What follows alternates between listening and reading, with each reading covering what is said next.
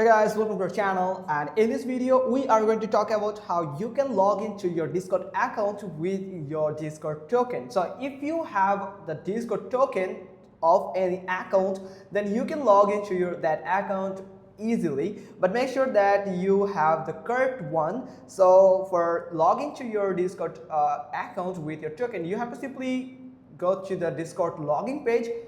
Here is the login page, and from here at the top right corner you can find this three dot button. Simply click on that, and from here you can find the more tools, and simply you'll find the developer tools from here. Simply click on it.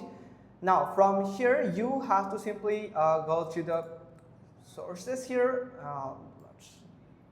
Let me explain this section here. Now from here you can find the login section here, or you can go to the application here. So first you have to go to the application. Now you can find the local storage here. So you have to simply click on this arrow icon to expand this section, and you can find this your Discord URL. So you can find all the key and value from here. Now you have to scroll all the way down, and at the very bottom you can find a empty space where you can enter your token. So I'm going to name a key from here like tokens, and from here you have to paste your token.